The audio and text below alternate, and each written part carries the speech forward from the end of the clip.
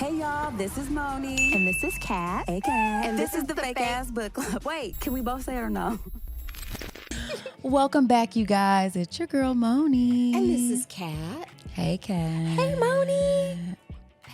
We're back, guys. Yeah. Welcome back to another week of the Fake Ass Book Club. We're pulling up on you guys this week. Faker than ever. Faker than ever. We do not have a book. However, that does not stop us from having some really compelling content this week. And I actually got to choose this week. So thank you for trusting me with this because I've been talking about this for weeks now. I actually stumbled upon this with my son. He was like, "Mom, let's watch Win or Lose, like on Disney." And I'm like, "Okay." And I died you because being a it's good parent. so good. Yes. Is it so hard? No. It must be hard because Well, people are...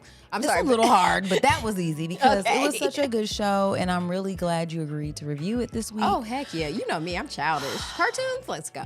Let's go, you guys. So I don't know if you've heard about this particular series, but I'm going to give you guys a little information about it. So Win or Lose, Pixar Animation Studios' first ever original long-form animated series, follows the Pickles, a co-ed middle school softball team, in the week leading up to their championship game.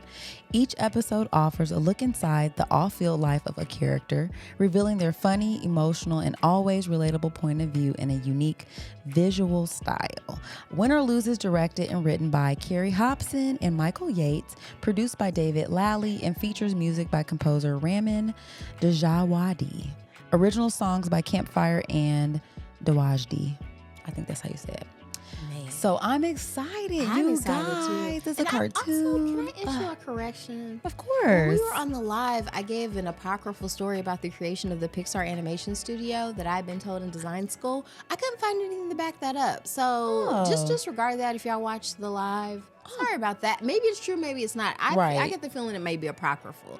From what I saw, it looks like it was basically kind of started by George Lucas, lightweight. Oh. And Steve Jobs had a lot to do with putting money into it at the beginning. So, All right, I like it. yeah, but Disney owns it now. Yeah, they do. They own it all. So that's how that goes. Hulu, all that shit. It's all wrapped into one. Yeah, Monopolies. and Fox. Yay. They acquired Fox 20th I Century mean, is too. this a good thing or bad? If they want to hire us, it's good. If they don't, it's bad. Okay. Thank you for clarifying. You're welcome. All right, excellent. So you guys, let's get into it because actually, no, wait. No, we're not getting into it. We're not? We have to dedicate this episode, friend. I'm tripping. It's okay. We're excited. I can't wait to talk about it. But I'm very also excited to see what your dedication is. Okay, well, I'm winging it. So let's see. So guys, hands over your hearts. We want to dedicate this episode, as always, to our patrons. Thank you so much. You guys, I mean, we say this literally every week, but we mean it literally every week. Thank you so much for your continued support. It means so much that you guys show up and support us in a financial way. If you guys are interested in supporting a Black business such as the Fake Ass Book Club, pull up at our Patreon. We have a lot of original content there. You guys got a sneak peek a couple weeks ago where we posted a Patreon episode as a normal episode. So if you enjoyed that, tap in, you guys. We have lots of content there, bonus content there for you guys. And then my dedication for this week is going to be to actually my kids because they put this on the map for me. The Win or Lose was not something that I was even tapped into and just stumbled upon it. Your kids have good taste. My God, I got my life like this. I've watched it twice because it is so good. So It's so much. So that's my dedication. What about you, friend? Yes, and my dedication this week is going out to all the people who replied to my comment I made on one of D.L. Hughley's posts. What? What did you say, I triggered the friend? girls. I'm Did not used you? to getting like this many like Shut replies to the things I say. What I was just happened? making a little joke. So he had posted a clip from the morning show from Apple Plus. What is it? Apple streaming service. Okay. Apple Plus or Sure, whatever. Apple Plus. Apple, let's call it that. And so Apple TV, maybe. I don't know. Anyway, the morning show, really good show, by the way. But there's like this really kind of iconic scene where Jennifer Aniston's kind of cussing out her college-age daughter. And she's basically just telling her, F you. Do you know what I've done for you? What I've had to do? I'm a person too. And da-da-da-da-da. And people are, just kind of like, oh, yes, I live, blah, blah, blah, blah. And I just replied, just kind of as a joke, you get the kid you deserve. And you've said that to me out loud before. It's a Dave Sedaris quote. I think it's funny. Right. Obviously, it's not necessarily universally true. I just think it's kind of funny. It's like, just throw that out there, yeah. And boy, oh boy, did people come for me. Did they? They were like, this is so fun. You obviously don't have kids. But, dedication over. Oh, okay. But That's so funny. I love it. Yeah, it was just this kind of thing where they're like, well, you must not have kids, or I hope you never have kids. I'm like, bitch, listen, already y'all, do. And already do, and they're fantastic. Yeah. And it's not because I'm all perfect, but... And I even I replied to a couple people because I was just tickled. Because, I get why people troll now. I get it. I get it now. Because I was just kind of like, oh, y'all mad for real. Yeah, I was just playing around. I thought, yeah. Hughley's a comedian. I thought we could be funny here. Right. It's like, no. No, we are so very serious. So I replied to one person. The way I remember, because I feel like the character Jennifer Aniston plays is Alex Levy. And I was like, from what I remember, she was a selfish twat. So, like, help me understand. Like, I'm like, of course her daughter ends up being one too. Like, how are we surprised? Like, she basically, she does what maybe, and like I said, she felt like she was being punished for being ambitious, but it's like, you also neglected your child. Like, in those your things ambition. Because it's something's at stake every single time. So, like, if you are deciding to go after, your ambitions, your career. Yeah. Like, I mean, and anybody will say that, not just women, men will say that. Like, you're forfeiting something. There's always, there's a trade-off for everything you do. Yeah. So, and like I said, you're in another good Apple TV, whatever the platform's it's called. Apple TV. It's Apple TV. Another really good show on there is Mythic Quest, which is, to me, kind of a sleeper hit, where it's about a video game company and kind of like one of the billionaire creative director people who work there, who's Mac from It's Always Sunny in Philadelphia. Okay. He has a son who's also a famous streamer called Pootie Shoe, who's also a very spoiled twat, but he's also been neglected ultimately, And so you've given him everything. Like I said, like Jennifer Aniston's kind of making the case, like, I've given you this incredibly privileged life. And you did. That's the Jennifer Aniston one. Okay. And then the other one, Mythic Quest, is the other one. But I was going to say the other guy from It's Always Sunny in Philadelphia, I think it's Charlie Day.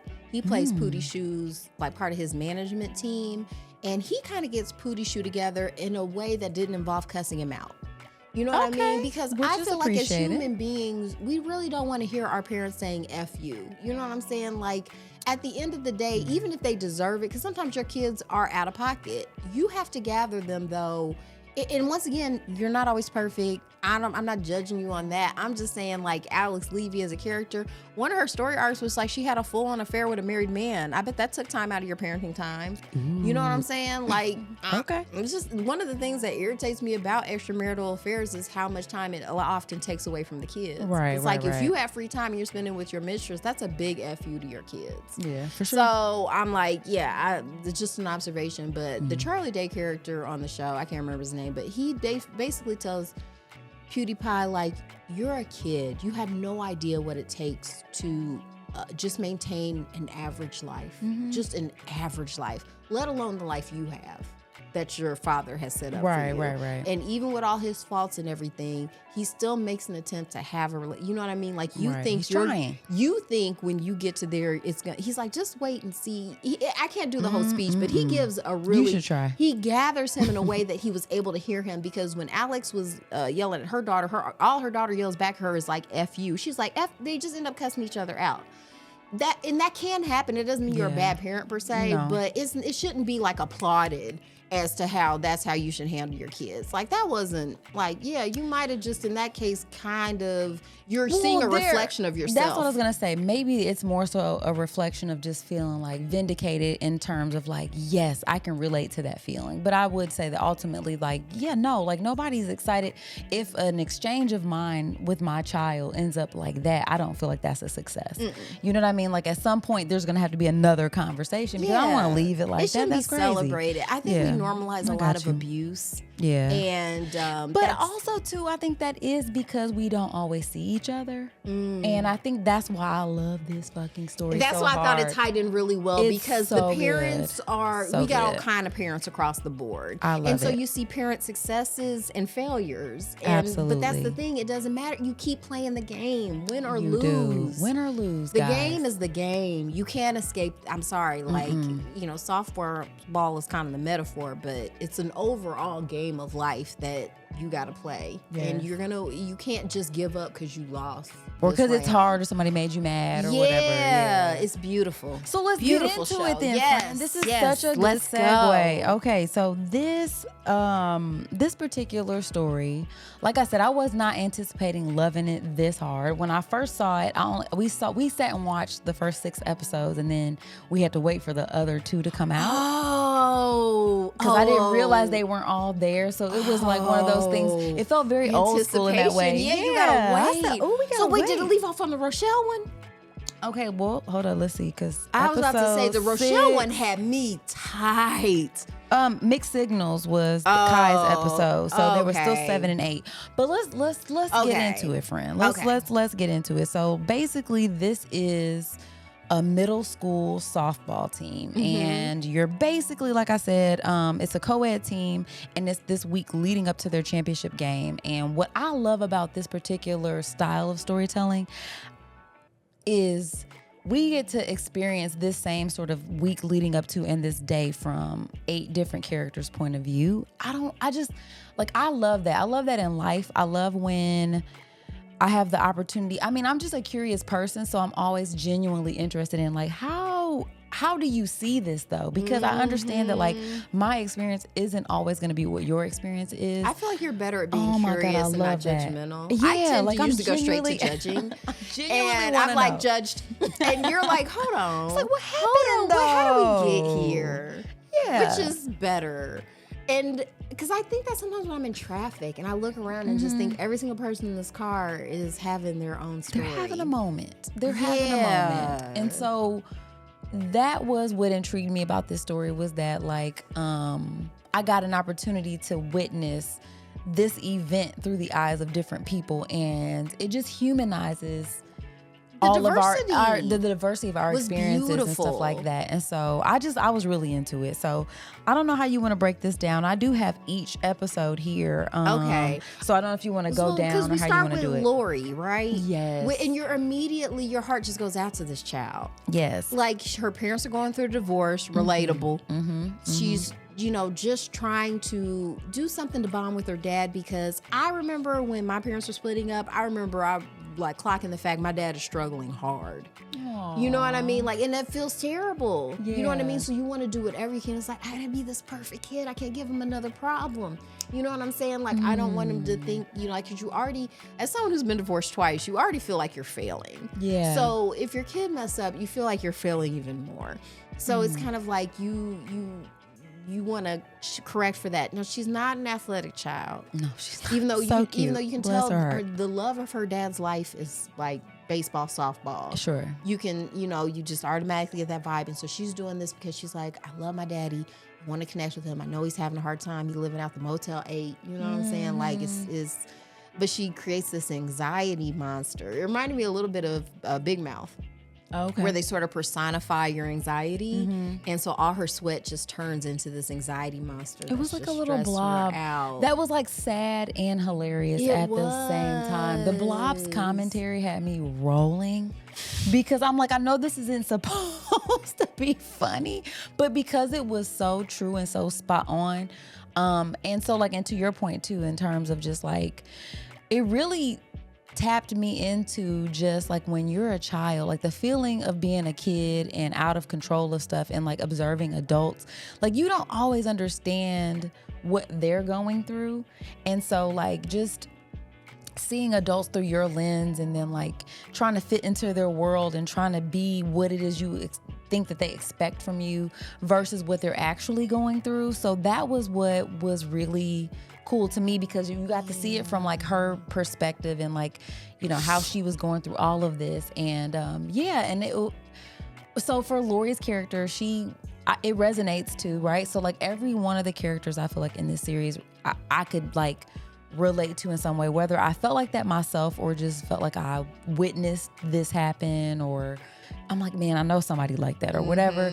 But hers, like the anxiety of, you know, trying to like impress your parents, but also trying to connect with them. But then the other part that was interesting too, I mean, we went to Catholic school together. We did. There was this underlying sort of like spiritual thing, like this faith thing that she had, because she starts off like praying and stuff. She's like, God, please just.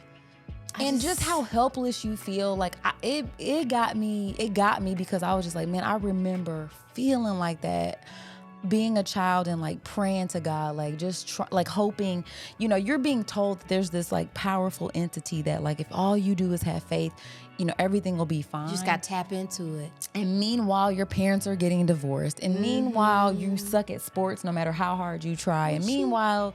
And she's such a good kid. Your heart. It is. It was just like Lori breaks your heart, and like she goes up to her dad. She's like, "Just, am I good enough?" It was. Oh, babe. It was so heart wrenching, because that's like what every kid feels like at some point with your parents. Adults. That's the thing. That's what kids don't understand, though, is that we feel like that too. You know what I'm saying? Like, yeah, you can't really beat yourself up. It's like, why aren't I there? It's like, girl, you're always trying to get there. There's no there. Ain't no there. But just her just like scrambling to be this, and just seeing like how hard she was trying to work. Like she was getting up early, setting her alarm. I the tiger. Yeah. Because I was thinking to myself, I'm like, damn, she's not better. She's not better. It's like, this ain't your ministry, sis. It's not. Sometimes that's the thing. not. Like, because I feel like a gift my dad gave me was being very honest when I wasn't excelling at something. Yeah, it's like, because he's like, this isn't worth pursuing. Like, this ain't for you. Like singing, for instance, because everybody wants to be a singer. That looks awesome. I want to be Whitney Houston. He's like, no, babe.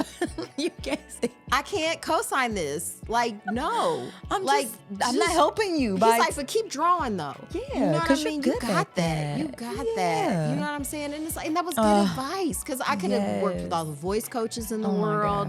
I could have, and I do get like a great. You've heard me sing. I love singing. I mean, guys. and it's entertaining to me, but not because it's like good. You know what I'm saying? It's because you mean it, and it's not good, and it's like, this is great because it feels awesome, right? I can tell you like take joy in it, but just don't. That's not gonna feed you. It's not gonna feed you. It's not gonna feed you. And you know, I don't know, like just that sort of human space of like juggling, trying to make your parents proud, but still honoring like. Yourself. You know, like, yeah, when you're a kid, though, I think it's hard. I think it's hard to sort of figure out what that looks like in terms of, like, how do I make my parents proud? Because a lot of what you think makes your parents proud is, like, you know, if you say, okay, I'm signing up for softball, that means I got to be great at softball. No, they want to make sure, like, even if you're not good at it, have fun and like try, like, you know. And I mean, him being the coach too, because to me that was hard. The beauty of it, like seeing how much fun the kids were having, especially without the adults, because you do need to cultivate relationships outside of your family, parental relationships and stuff like that, and being normal and stuff. But yeah, oh my gosh, the blob was hilarious, y'all. Have to see that. That was just so funny. So yeah. And so like relatable. I said, I was watching it with my daughter too. Yeah. Like, but we were able to watch all 8 at once. Oh my God. That's why I was like, I couldn't imagine not being able to go to the next one, because I was just like, it was so good. Oh my God, we had to wait. All in the fifis. Okay, so that was a good episode. That was just the first one. Automatically had you in it. Next Locked one. In. So episode 2 is called Blue. So now we have an adult character who is a teacher at the school, but who is also the umpire. An umpire for the Pickles. That's the name of their softball team, which is co-ed. And so Frank, he is so read the thing. I think that's a good breakdown. Okay, so Frank, umpire for the local softball. Here. Put it down so I can see. For the local softball league, surprises himself with a newfound confidence when he tries a dating app. So that's it. So yeah, he was like, so he's this teacher, he's really into it, and then they show him, like, I feel like his character is, so like each character has this fun animated way of where they're like, their stylization, they're of their inner stylizing world. this inner world, Yeah. and his inner world is like this shield, right? Like, and so he's kind of protected. And the story arc for him is that he was in love with another teacher that was at this school, Miss Park, and her name was Monica. Oh, excuse me, Monica Park. I did not remember that. But yeah, so he was like in love with her, but you could tell like when things started getting very serious, he had this armor up, and so like it was personified in a way where he had this blue armor that popped up, and he needed his armor too because when he was umpiring these games and stuff, you know, you get these very serious parents who go hard about. I would say sports. abusive. They are slinging abuses at you because their kid. It's like, are you blind? When I tell you, I got an email today from my daughter's soccer league about just a reminder as to how you are not your child's crazy. Don't coach from the sidelines. Don't yell at the umps. Don't yell at other people's Like, children. Don't drink. Don't drink it. Don't smoke. Yes. These are things that have to be said because people are used to tailgating. Like, this is what they associate sports with. So I'm this sorry. Is why sports be getting on my nerves. Y'all be doing too much. Then that was deeply relatable too. Just having both of my kids play sports and how crazy. Moment of vulnerability, listeners. Okay. Kat's not a sportser, so you know I related to Lori in a lot of ways too because it's like this isn't really my world. Yeah, y'all but you have hard. to step outside of your zone for your kids and stuff like that, and so. For people who are super into it, it's like, I cannot relate. It's too much, man. It'd be too much. I'm ready to go. And people be wanting, like, they wanted to make it their whole day. And I mean, I'm into sports if my kids are into sports. That's the only time I'm into Like them. I said, if she's out of the game, I'm on my phone. I don't care. So I'm don't just really saying. care about but it. I also love the way that they stylized his dating app when he would be on the app and it looked like an 8-bit video game. Yeah, it was very cute. I loved that. To me, that was just brilliant. Well, it's nice because you feel like you get to have their experience. That's one of my most favorite things about the series is that like you feel like you're in it. Like you get a chance to really feel like, okay, I'm Frank right now and I can understand like his perspective from being somebody who maybe walked away from the love of his life basically because he was too scared. Oh my God. And it was so sad. And then doubting himself when he's having the parent-teacher conference with Rochelle's mama. Because usually he'd have been like, nah, I know what I saw. Yeah. But actually, he didn't even know the full... You know what I mean? Like, he saw what he saw, but it wasn't all the way because, he didn't get the full story. Right. But shout out to Rochelle's mama right there because she's like, pretty good. You ain't about to... Good. But also, too, like, when he was trying to get on the dating app, it was funny because it was just like this random character that popped up who was Francis. He was the janitor. He was hilarious. Oh, I was cracking up off of Francis. Real? Yeah, he worked there. I thought that was a figment of his imagination because remember at the end when like he just kind of summoned him?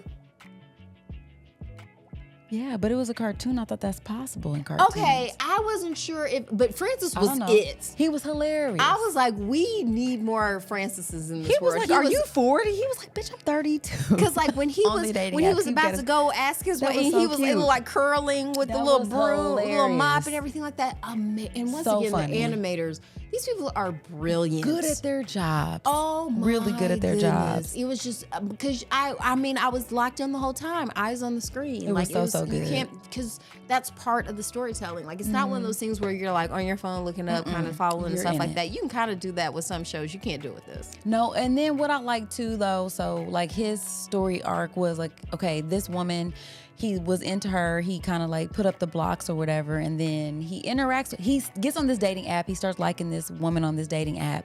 They're having like this really great and positive interaction here, and maybe they're at a point where like maybe they'll meet in person or maybe they'll kind of take something a little bit farther, and then he has a real life interaction with his ex who was actually getting ready to tell him I'm engaged or whatever, and then he wasn't sure what it was going to be, and so he ends up hastily kind of telling this person like, I'm not over my ex, like I got to get out of here or whatever. And then come to find out she's engaged. Yeah.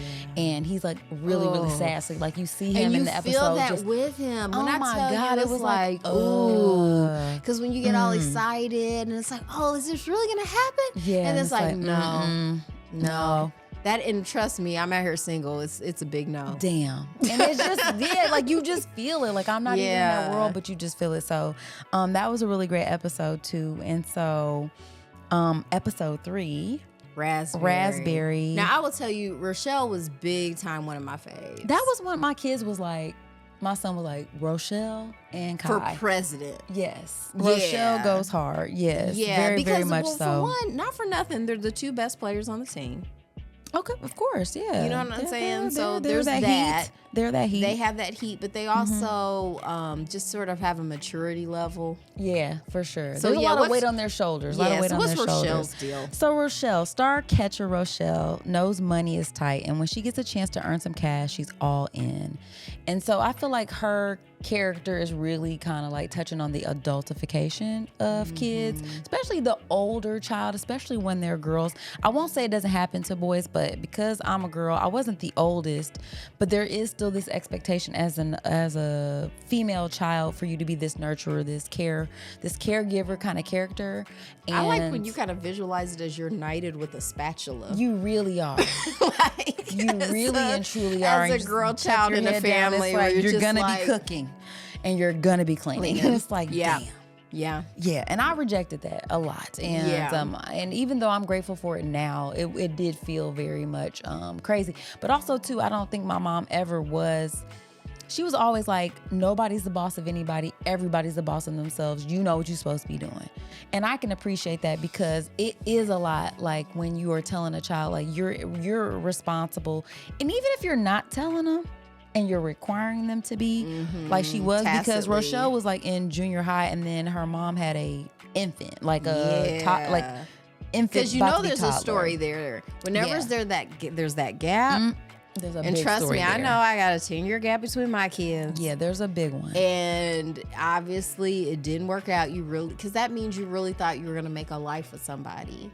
And it didn't work. Guess what? Sometimes you win, sometimes you lose. Or you played yourself. Game. Yeah, you played yourself. Because some people are still in the same relationship and... Or some people strategically do that. I know some people are like, I wanted to have my kid get all the way into school and then have the next one type stuff. Or they just was like, I didn't want to have to do college back to back like that or high school back to back. Or in Rochelle's mom's case, she had her super young. Yeah. You know what I mean? Sometimes you know what I mean? It was like, ooh, okay, here we go. Trying to do the math because I was thinking like, I'm thinking they're junior high. I'm thinking 12. So I was thinking she's maybe 18-ish when she had I was Rochelle. guessing 10. But there's not a huge difference there. Yeah. So whether it was 10 or 12, her mom was 18 or 20 when she had her. That's very young. And so as someone who was 22 having their first child, you do grow up a little bit with that child because I was not, I didn't have a fully formed prefrontal cortex. Like I was doing my best, but you know, like, and for that reason, those children tend to be a little more mature. Absolutely. Because they had to be. Yeah. So is it fair? No. But guess what? That's the game. No. And, you know, she perceived the money problems, or I should just say, she just peeped game. Like, life costs money. I know that softball costs money. And softball went up. She was a hustler. The price done changed. Yeah. It went from 1,000 to 1,600. That's almost damn near double. Yeah. And she's a bright kid. So, you know, people were looking to her. She was running the concession stand. Because that was the thing, too. She had the keys to the... She was a hustler. Moni, if you get the keys... Can I tell you what a big deal the concession stand is? I already know. Oh, you know about the concession stands? I know about the concession stands at the sporting events. I got baby mamas who be in charge of that. So I know. You cannot play with the concession and like stands. I said, we find out during the series and stuff like that. People try to get that. That is a money maker. You might as well be slanging them chips. Yeah. Okay. All that, Gina. All that. It is a hustler's game. So this is Rochelle. Like she's that girl. And she figures out like, ooh, I can make some money slanging these grades because she's incredibly bright. And so people start coming to her for the answers. And she's like, well, I can flip this into cash. So I can, because you can tell she gets her life to softball. She's like, this This is where I shine. This is where I can be free of the burdens of I can be a parenting kid myself. here. Yeah, exactly. And I loved her. I love the way that they personified her sort of adultification with the shoulder pads. Yo, and she's she's already taller. Outfit with the yes, and she already has these giant. I almost put my hair in ponytails for Rochelle today. Yeah, she has these giant ponytails. And I love her character design. Yeah, it was just perfect. so good, and I feel like it's just such a relatable thing, whether or not you were the person who got left being the adult child in your house and you didn't, you just felt for her because you're like, damn, like she's really trying to juggle this thing, and you see her observing her mom feeling a little bit like, I think it really did touch on mother-daughter relationships and how contentious those can be, because you feel a little judgment from Rochelle because she feels like, bitch, I gotta be the mom here. Right. I'm asking you, do you gotta use the potty before we go? And you do. When I say you get it all back, Oh my God. You get it all back. You get it all back. That's why I can never be mad. Like every You're time like, my okay. kids, like I said, you get the kids. Every time she does something, and I'm like, you know what? I'm pretty This sure is my fault. this is on me. Every I time guess. you act like a little spoiled, you know what I mean? Here we go. You know what? Because I'm like, I'm not about to, because this is my fault for letting you think this was okay for this to happen. It's So a let humbling me rely. experience. It is. You have Having to be humble. kids is a humbling experience. And how I went into My kids, God. and I pre-apologized to both my kids. Like, you're gonna have to forgive me because I'm gonna mess up, and I'm gonna. and you're gonna for it see now. more of my mess ups than I do because I'm raising you to be better than me. So you're gonna see that. The contrast is gonna be high. Yeah. But it's like, but I need you because it's gonna benefit you to forgive me. Because you staying mad at me, it's gonna mess you up. Yeah. So just same timing. Just know. Same time. Just know. But it's like, yeah, that energy was gorgeous. But man, when she was on that bus, because she goes to sell, her mom got her these expensive cleats. Yeah, so she's gonna sell them because she really, this is how important softball is to you. Even though her old shoes are barking. Yeah, they're ripping open because She's like, I gotta flip these boys. Yeah. But it turns out it was a setup. When she was on the bus and realized she didn't have her phone, my heart as a mother was just, I was screaming. I was like, because a young, unprotected girl in this world with no you communication. Are food. Yeah. Yeah, it was scary too. And then like when they had her showing up, so like the person who wanted to buy the cleats from her wanted her to show up at this place, and it ended up being a party, and they wanted her to come into the garage, and I was like, oh my God. And it was a and she put on her suit because she walked in there like, okay, I got this, I got this. She's so used to feeling like an adult, but you're not. You're not though. Yeah. And so, it was, fortunately she got away alive, okay, but they still got her keys because they were these were the bleacher creatures trying to rob her. And, because they want to rob the concession stand because they were on that mess. And she's like, oh, she ends up at that payphone and she's like, please pick up. And that's how the episode ends. Well, and also too, what would happen too, so like there was the adultification, but like what added to the gravity of feeling like the like intensity of the moment of her feeling out of control was like her world, everything would just start to levitate. Yeah. And she just felt out of control, and you're just like, oh my God, Roshi, no. Once again, the animators. It was so good. They were so good at their jobs. So good. Because you feel it. You just feel that it. character. And then as a mom, I'm like, and I'm watching Yes. I'm like, It's like you met up with people from the internet, from your fucking phone screaming. at a party. Bad No! Boy 2024. Don't go What? there. What? Like, just talk to me. I will. And then she's also mad too because the mama said she quit her job, and she calls the mama Vanessa. Yeah, Vanessa. and her mom turned around like, she's like, what we not gonna do? let's do that. Because the mom was lying. She got fired. Yeah, she you did. know what I mean? But you're trying to, that's a whole And other we'll get thing. to that. But we'll get to that. 'cause We're the going to very get to next that. episode. The very next episode. The iconic pink hair. Yes. Of Vanessa. Episode 4, season 1 is called Pickles. So hardworking single mom Vanessa, aka Van, adores her kids and the love she gets from her social media posts.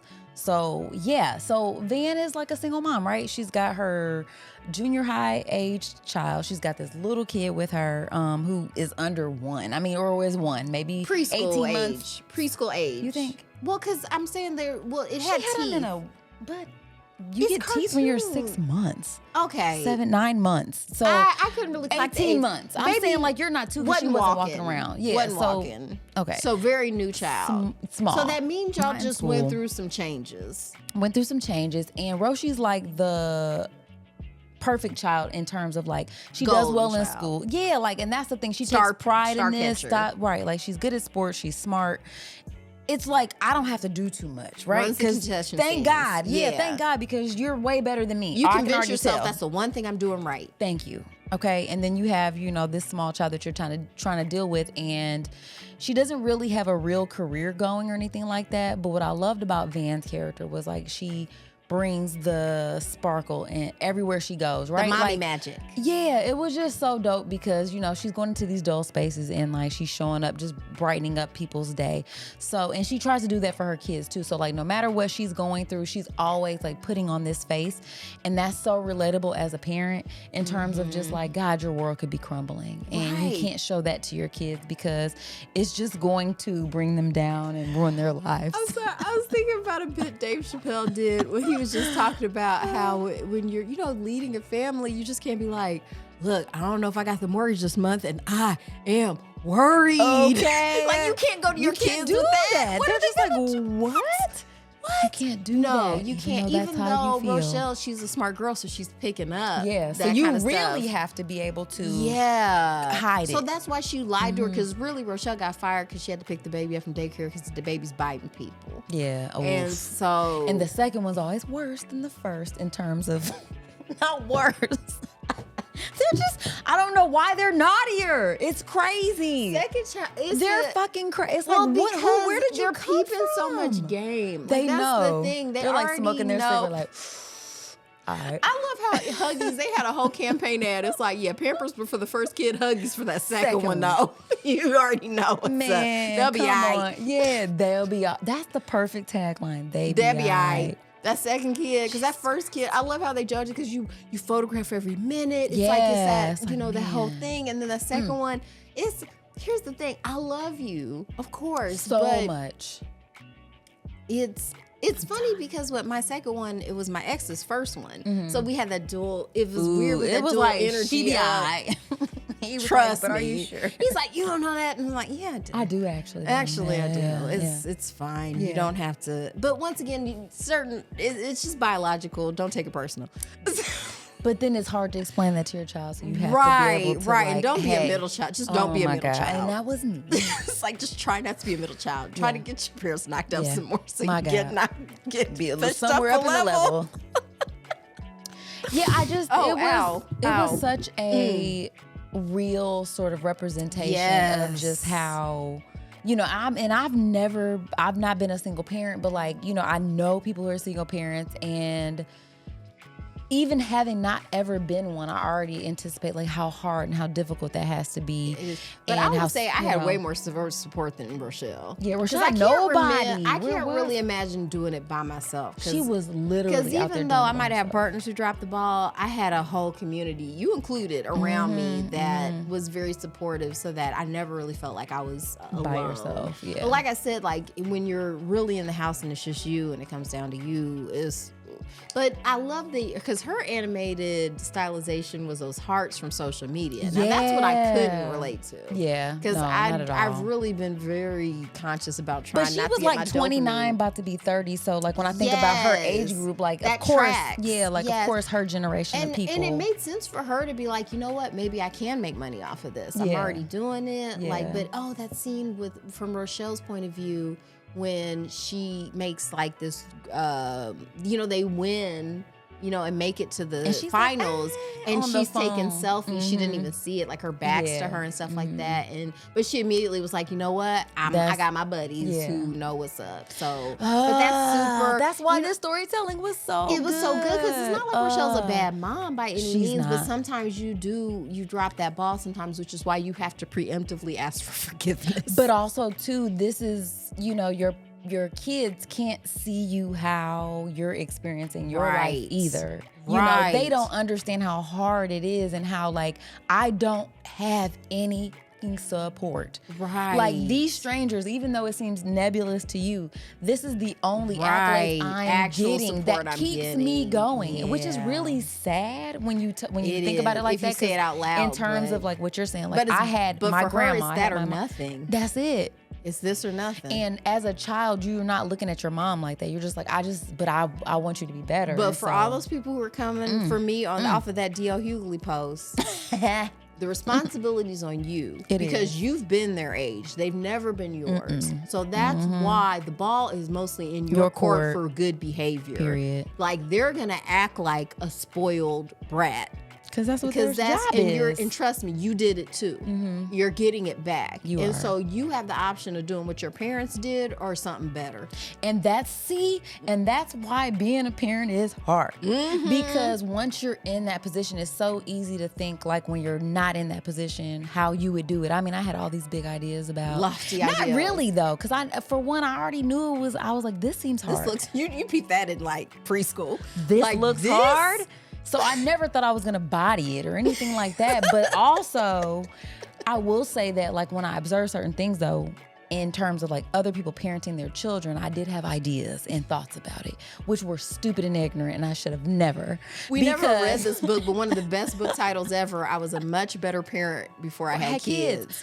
I knew like that title. I never even heard of it, but I already knew. Yeah, like it was before you had, and I love my aunt talking about it because I remember one time she saw my mom's car and she was like, "Oh, I'd never let my car get like this." She had kids. My car was 10 times worse. What are you talking about? Like, because I'm tired. It's like McNugget sauce everywhere. It's like, you know what? Listen. Because it's hard, okay? Right. And so when you're in that position, like I get it. Like a lot of times it feels like people are coming for you. And that's why a lot of times too, when I see parenting that me as a parent I don't approve of, I don't say anything.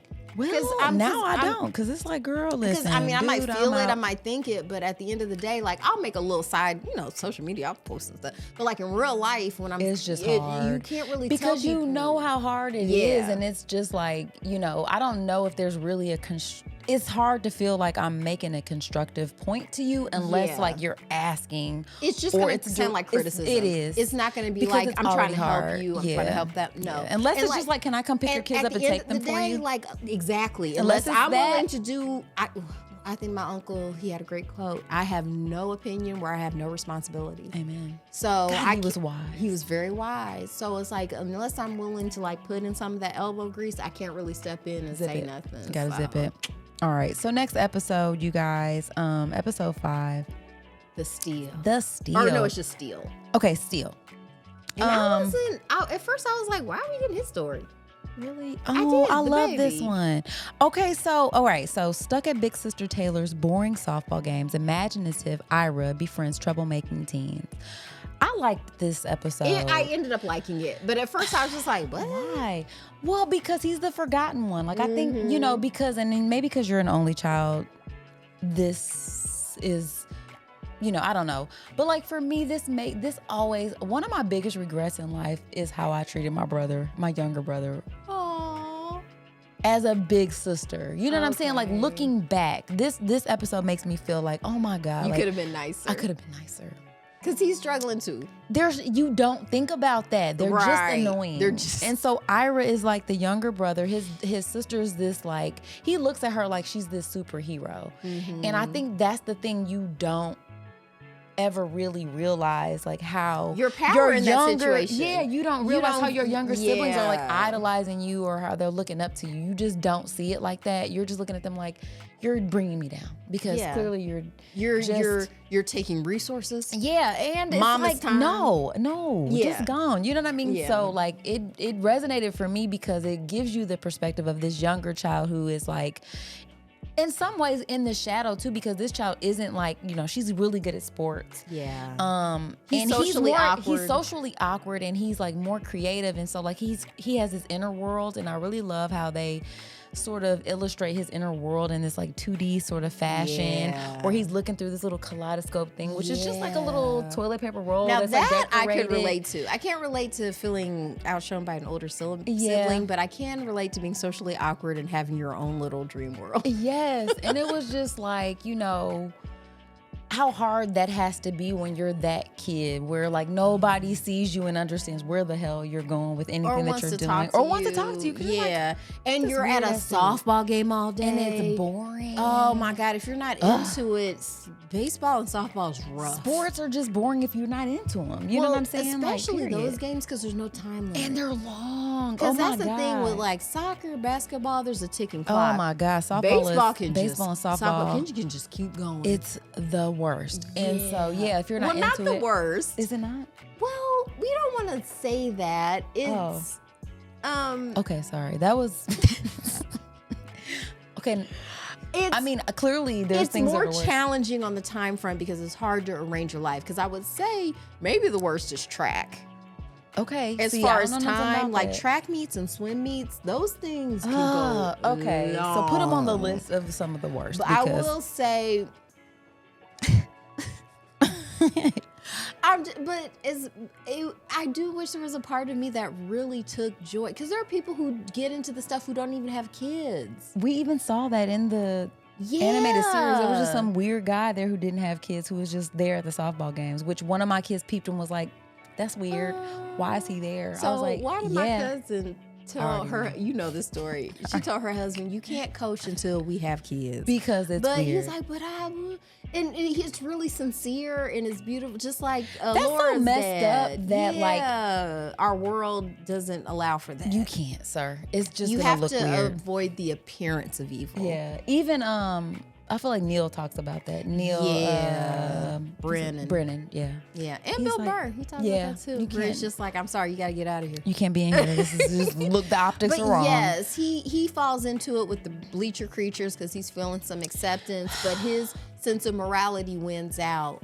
And in the end, his sister did show up for him. Right, because at the end of the day, you do love them. Like, and the thing is like, I can be mean to you, but I'll be damned if I let somebody else come for you. Absolutely not. I will show up for that. I feel like, so it was like, I feel like because once again, I only experienced sibling relationships from other people. Yeah. So hearing my dad and my aunt talk about their dynamic, especially because they were especially when you're so close in age, yes, and stuff like that creates it. Because it's funny because when my mom talks about like her youngest sibling, she's like, oh, that's my baby. You know what I mean? Like that was, you know, like you were old enough that it wasn't as competitive. Yeah. Like, so when you're closer together, there's kind of that contention there. But my dad would like, talk about, he would body you if you came from my aunt. Like you can't, only I can hurt her. Thank you. That's my job.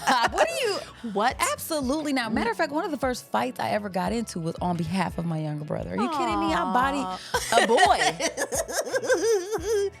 Cause touch him again, and it's on, and his uncles had to peel me off that and trust me, young man. Her playful punches hurt.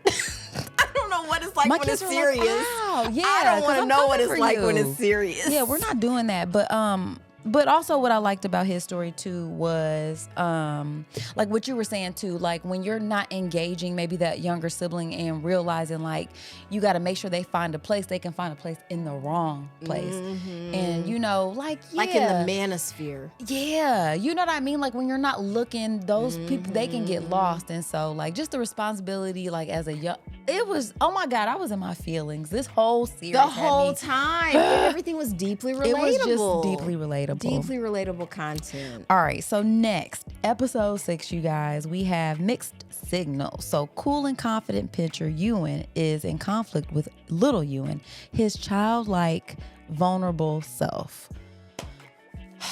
Ewan, aw, what did you think about this episode, I friend? love it. Once again, talk about the manosphere. It explains the manosphere so well. 100%. Exactly what happens when that insecurity, like this idea is like, I have to be so confident, so cool.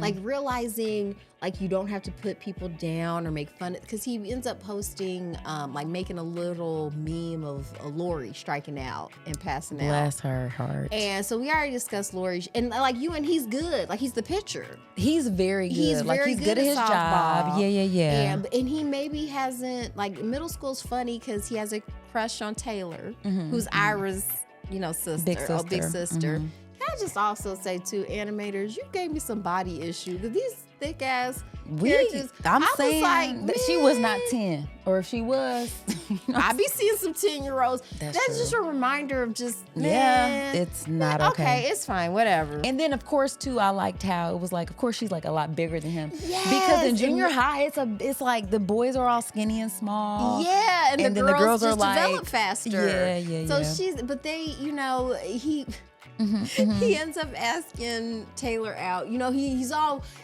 like, yeah, you know you like me, come on. But his inner voice is like, please like me. It's this little cardboard heart. I really did. It was so heartbreaking, and I love how it was cardboard because it's so fragile. It's so fragile, and that's the thing, though. And that's honestly, I talk to my kids a lot about that energy too, right? So like, even when it's not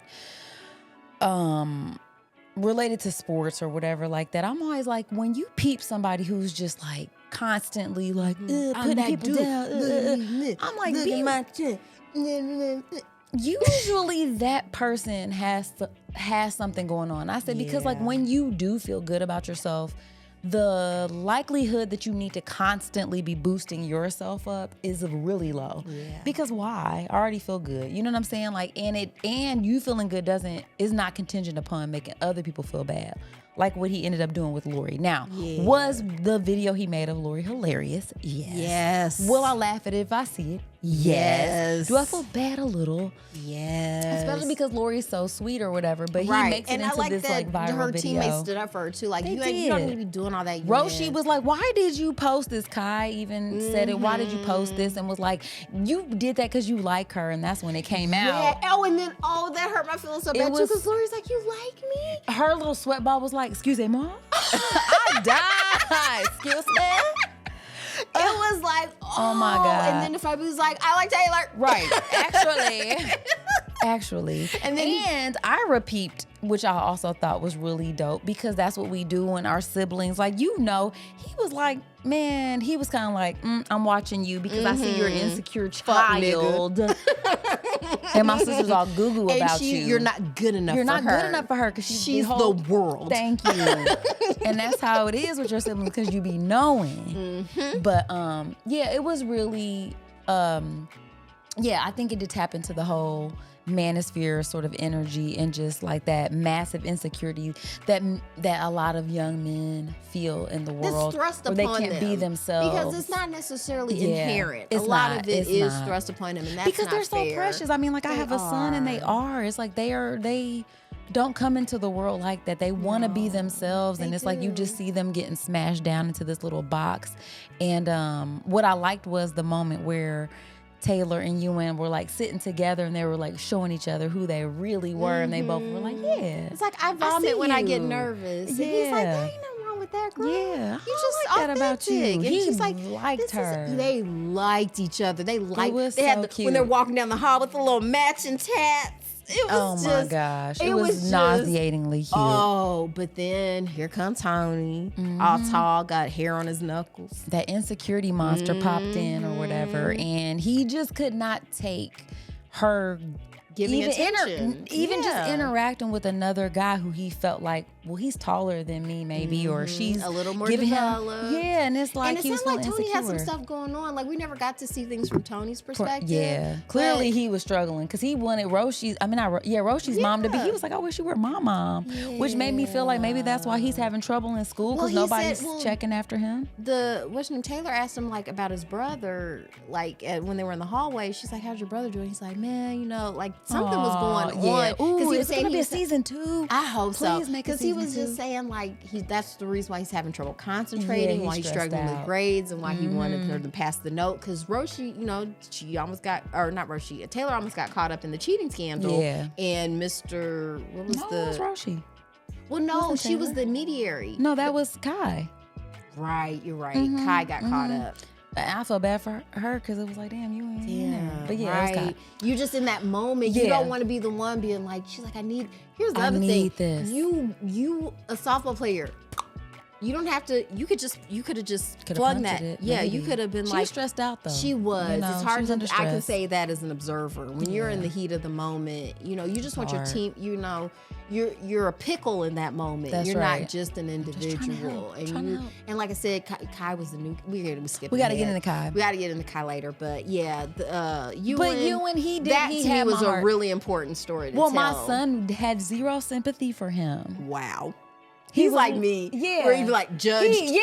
He's very much like that. My son, and I like have to like, and I get it, but I'm always like trying to walk him through why we should have sympathy for everybody. This is why these sort of stories to me are really, really important, because it's easy to wash over somebody's story and not take into consideration like what they're going through and why they feel like they feel. Doesn't mean that like the end result isn't like, man, that was some bullshit. Like I'm not saying like posting that stuff with Lori. But yeah, like posting that stuff, or even just like how he handled the whole situation during the final game. During the final game where they were doing that whole pitching thing, because it's like, I don't need to listen to you. I know what's best. And it's like, dude, we are still on this team. I know you're in your feelings. Your fifis right now. You know what I'm saying? This is more about than just, but in that moment, it feels so and real. And that's the thing too, like if we don't teach young men how to have feelings, how to process feelings, it's like this isn't everybody else's problem. You know, there has to be some ownership over how you process your feelings and it not leaking out onto everybody else. Right. You know, I think as women we're indoctrinated, we're bathed in that from the to first make everything moment, okay for everybody. Make for everybody else. And so so it's just interesting how that all played out. But I think it's an important story too, especially with how young men engage. It was, because to me it explains so much. Yeah, it really it explains so much. And like I said, it was very good. These dudes are out here. They're out here. And so, okay, so episode number 7 is called I Got It. So Kai finds joy in new friends she makes on a softball team, but an injury nearly sidelines her. That is you see that? Resting on your laurels. Oh, the dad said that. Resting on your laurels. Resting on your laurels. Almost like laurels. But he's one of them. First off, the daddy's singing the Jodeci. What Jodeci song was it? I don't know, but my daughter was like, that sounds like daddy. Just in the car sounding crazy singing. I was like, yeah. I really would remember, because I was singing along too. Because I was just like, that's me in the car. Song. Yeah, it was a Jodeci song. And I'm like, okay. Because I have some Jodeci downloaded. And I still listen to a lot of Jodeci. That was Lil Rel.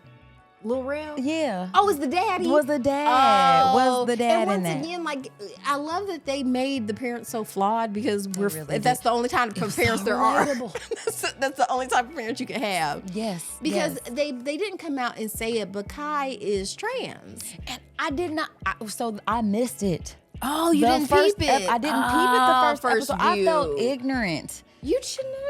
I was like, I didn't get it.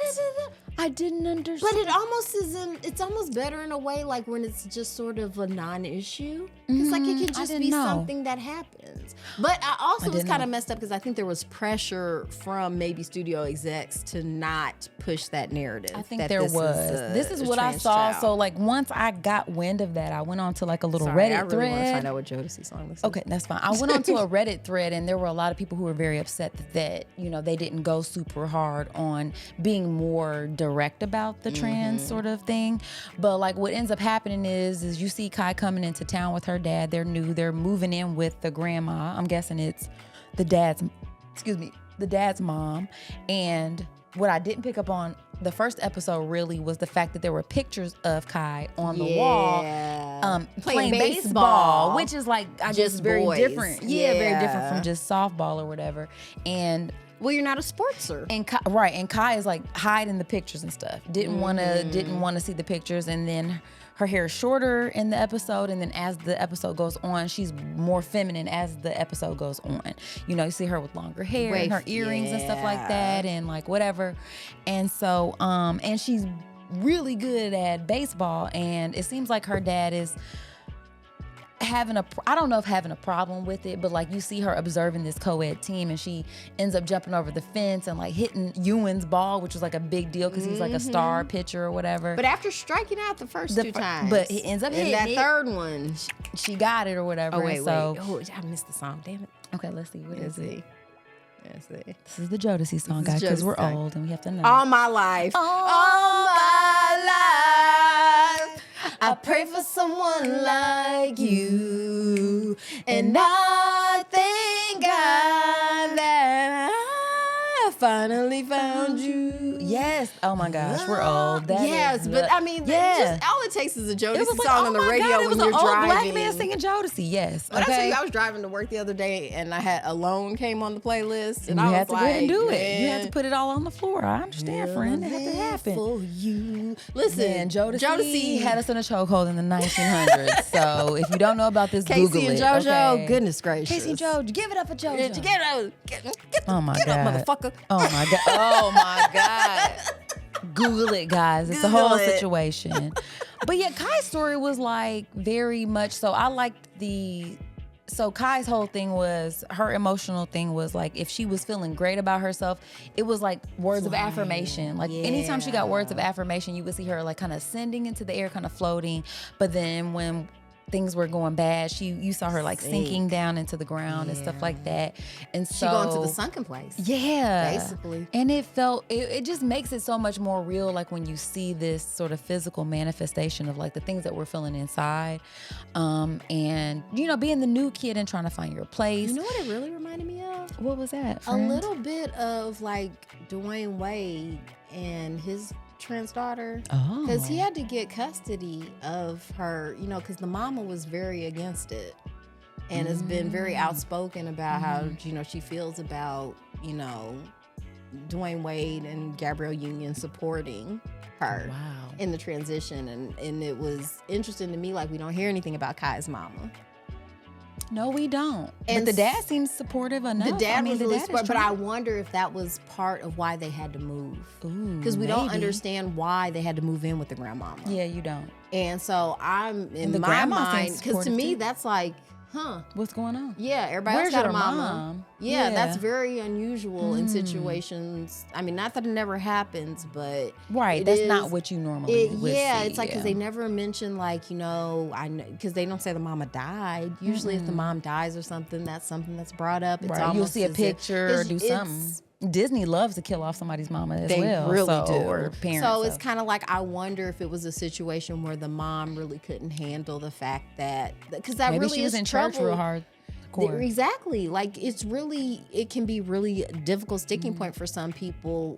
Once again, we're not given any education or language around this. The fact that you might have a grieving process when your child tells you they're trans. That has to be so hard. It just has to be, man. Like, it just has to be. And the fact that you're not given a pathway or even told, like, hey, even though this is hard for you, what's most important is your child. Yeah. Like, when we talk about how we were talking about in Patreon, how parenting is a sacrament. Yeah, it is. So when you talk about, like, you can't prioritize what you're feeling in this moment, you'll have time to unpack that later.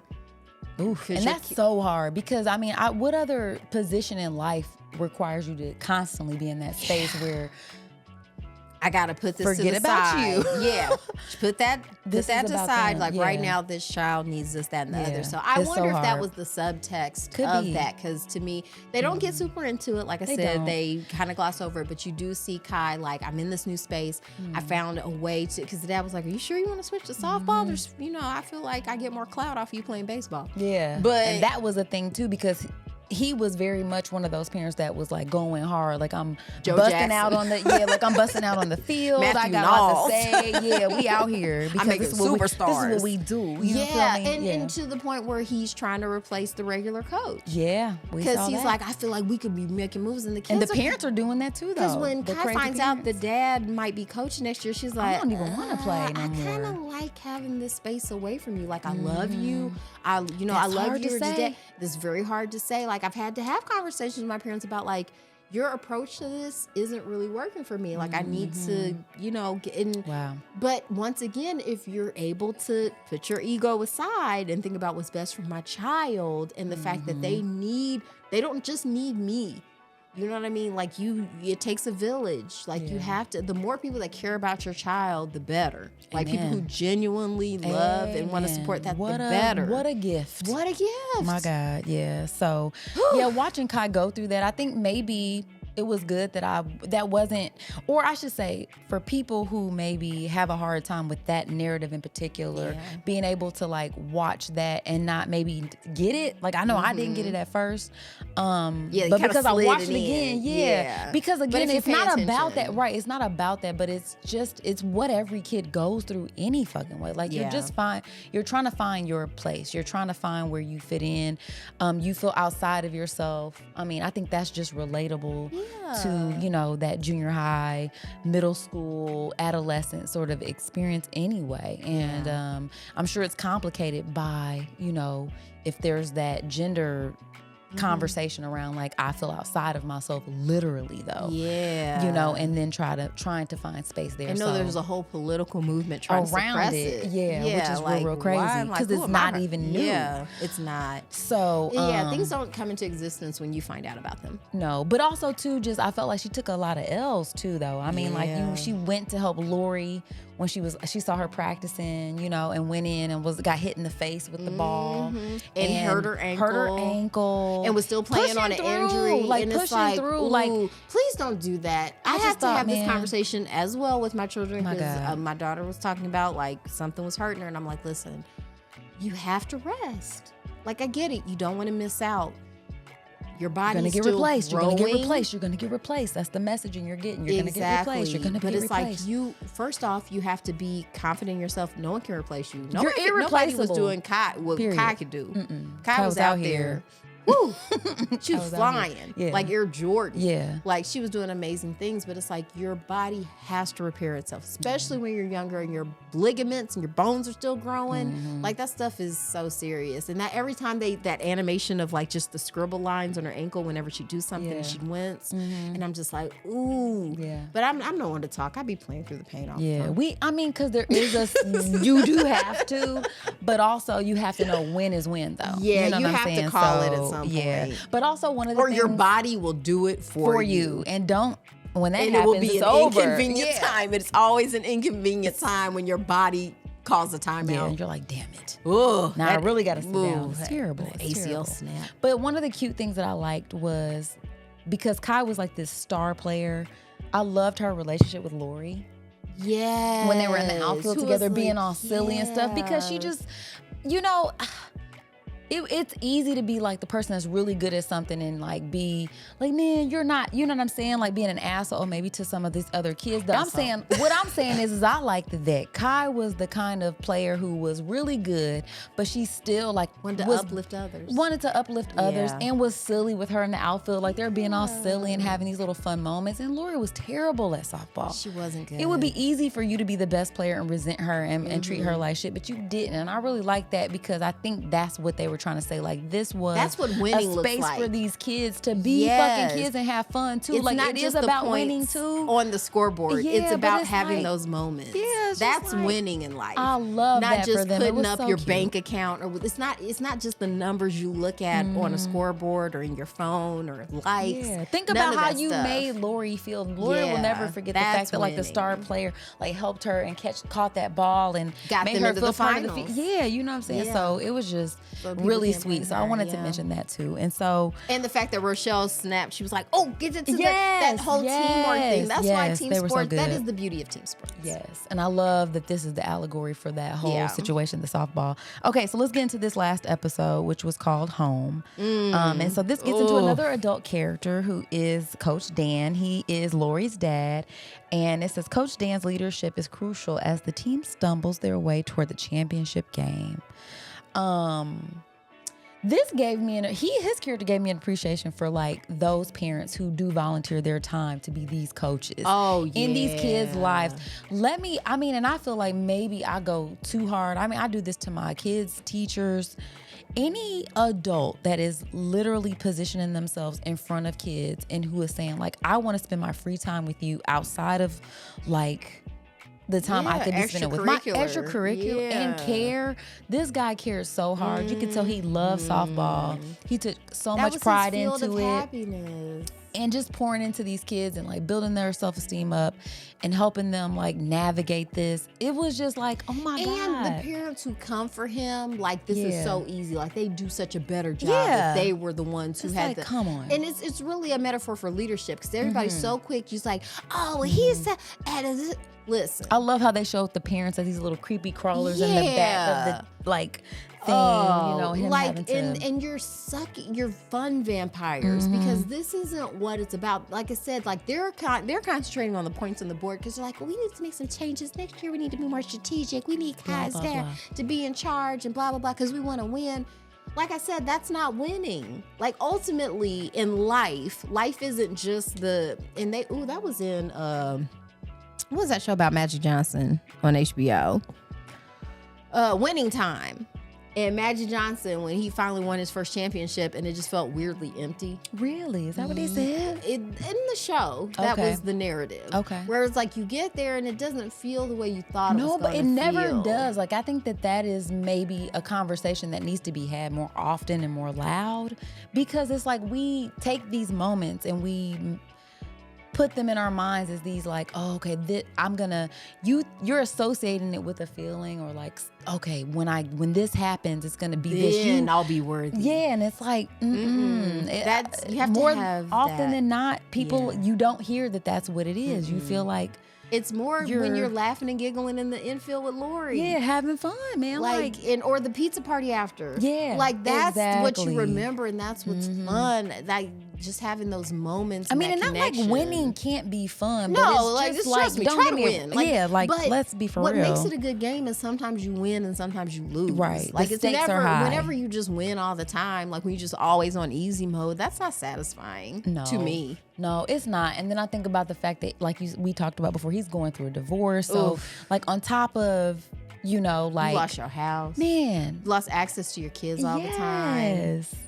Like, and he really seemed, I mean, like, they showed him, like, in his hotel room, like, looking at pictures of his kids, like, teary-eyed and stuff, like, by himself. And you never really got into aw. Rick and Morty because I was telling my daughter, I was like, ooh, he's Jerry. Because that happened to Jerry Smith from, that's Jerry. Rick's son-in-law. Peace to you, Jerry. Rick intentionally sabotaged his marriage to his daughter. And then Jerry, so they were separated for a while, and Jerry was living out the motel and stuff. And it was just super sad. You know what I mean? Yeah. It was,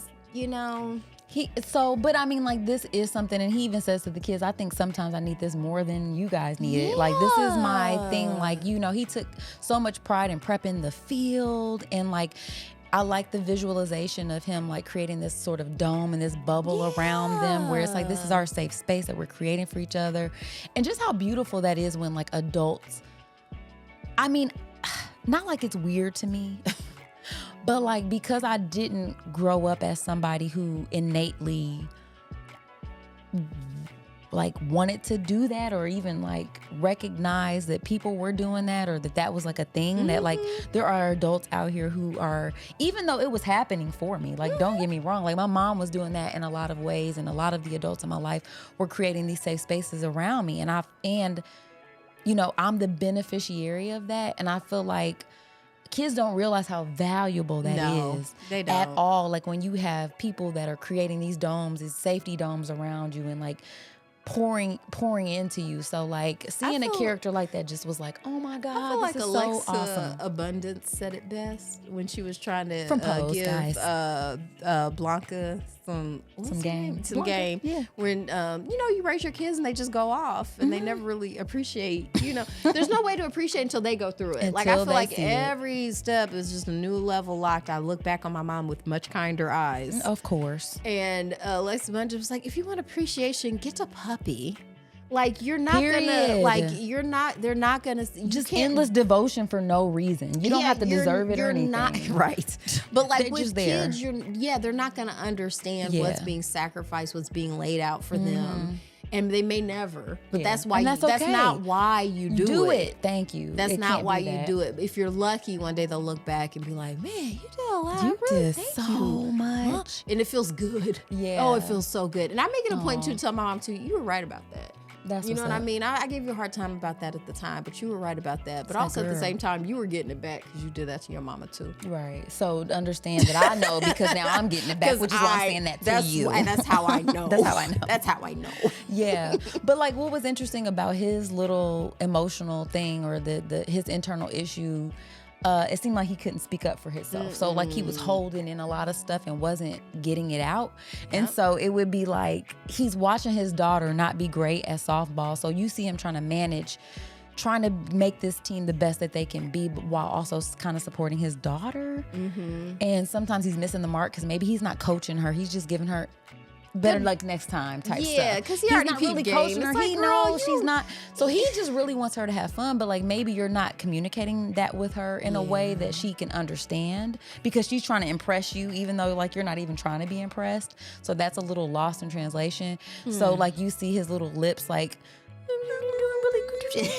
Yeah, he's trying to say it, but he can't say it. And then like in the end, like him not saying all this stuff just leads to him having this giant. So what my daughter explosion. pointed out, she was like, I wonder what it really looked like. Because we only real see life, the yeah. stylized version of him like, Yeah. I done had it. And then, you know, he's dribbling down the banners and everyone's Yes. like, Coach, no, goddamn. Yeah, Like, we Dad, don't no. know. Don't. But you know, and everybody's just coming for him. He's just like, I Yeah. don't understand. Like, I've been doing this. I'm trying so hard. And y'all I just, care so and much. you just brought my heart way in the Yeah. bucket. And this is some fun. And he kind of gets into it with the umpire too, though, because the umpire's having his own moment too. And He's made the trying to- wrong call. Yeah, he did. And I like the fact that they showed that because in life sometimes it's really not fair. Yeah. It's really not fair. In that moment, you didn't mess up. Kai actually Got it. You You got weren't it. out. You weren't out, but they called you out anyway. Get used to it. You're a black femme. happens. Like, just Welcome. Welcome. If you're new here, it sucks sometimes. Yeah. So yeah, just I mean, what a series. What an exploration of the human experience. What a beautifully animated. Shout out to the creators of this show. Carrie Hobson, Michael Yates, who is a black animator, which I really love that. And if you guys are interested, like if you watch the making of this, which is also on Pixar, Meet the Pickles, you get a little insight on it. And I really loved how Carrie Hobson, she was like, yeah, I played softball. This is where I got the idea. I was terrible at it. My dad was the coach. Like I'm basically Lori. Like showing them pictures. She's Love like, I've it. been that chick. I love it. And I also love how Michael was saying like, you know, some of his stuff was coming from the story of Yoshi and her mom, because he was like, yeah, I had a single mom. I loved exploring that. I was a hustler. I was always looking for ways to, you know, make money and do that thing and stuff. And so like being able to tap into some of these diverse experiences. And also what I thought was interesting in terms of their inspiration was the fact that like they were like, we would be in the same meeting sometimes. And then like somebody neutrally would ask us, how did the meeting go? And Carrie would have an explanation and it would be totally different from what I got from it. Like I would think it was amazing and she would be like, I hated it because of this. And how we can all be in the same shit and get different stuff out of it. And isn't that life? Yes. And that's what I love. These are the kind of stories that make me go. I just be like, this is my shit right here because this is life. And I really do think part of why it was so good was the diversity. Like all of those point of views, it really, if you think just your point of view is enough, it's not. It's not. You're not getting the full picture. You're getting your lens, and your lens is valuable. And it is part of the story. And we need it. But it's not the only one, and part. it's not more valuable than anybody else. And I love that. And this is a case, if anybody needed a case for diversity, equity, and inclusion, this is it right here. Yeah. In the most beautiful and endearing way. And I love the fact, too, that they had people working on it who knew nothing about softball. Safeball. What is it? Softball. Been drinking. Just the fact that they, because even in the thing, he was calling baseball and do that to be like, it's softball, yo. It's different. It's like, okay. Sure. He's like, I know there's like innings instead of touchdowns. It's like, whatever. Okay. Sure. Yeah. So, but like, yeah, that's space. So I loved it. So let's take a quick break, friend. We'll come back and we'll rate the book. Yes. I mean, not the book. It's not a book. It should Series. be. If it's a book, I'm gonna read it. Okay. Bye. We'll be back.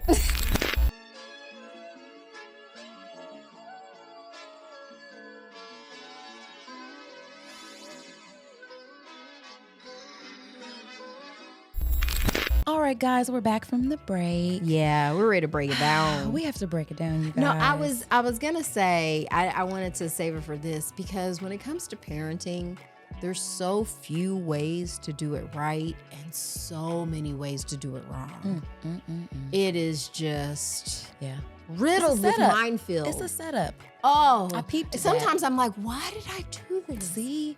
But you know what? It's still I'm like, see? But there's no easy told way you. to do life. There's no easy mode for life. Even for No. people we're looking at and thinking they've got it easy, they don't.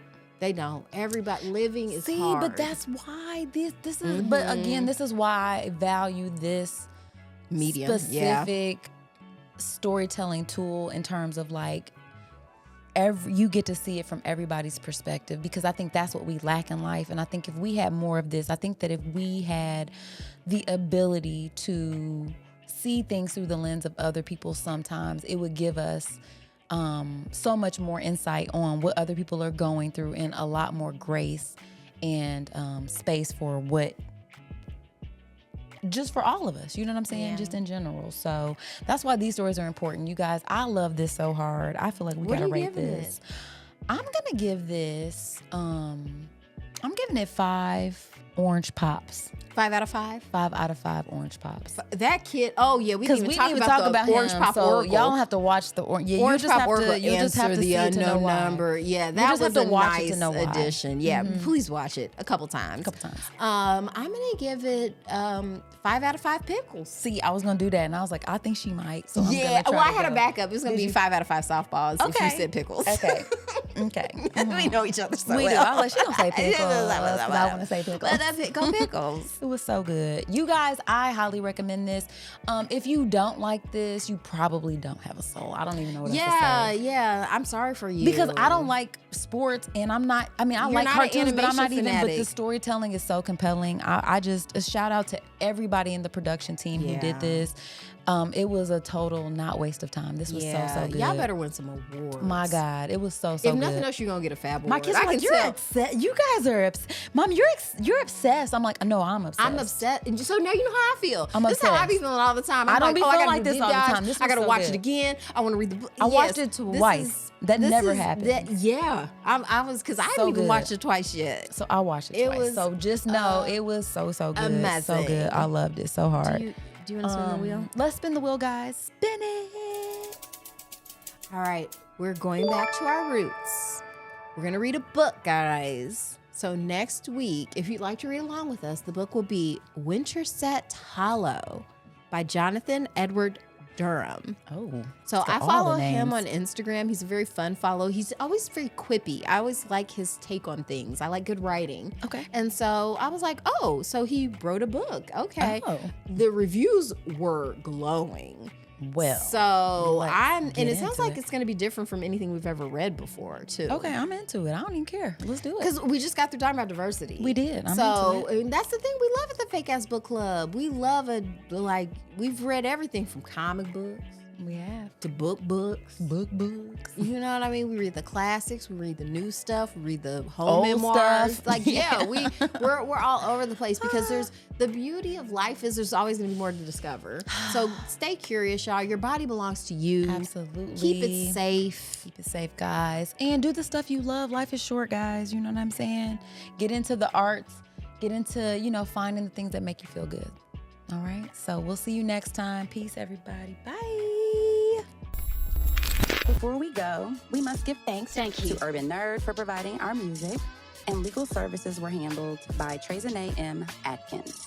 If you like what you heard, please feel free to join us every Wednesday for another Fake Ass Book Club. Cheers. Thank you guys for listening. You can check us out at thefabpodcast.com. Please subscribe, rate, and review our podcast wherever you're listening right now. We want to hear from you. Come put it in our life. Thanks again, and until next time, peace, love, and the Fake Ass Book Club. We out.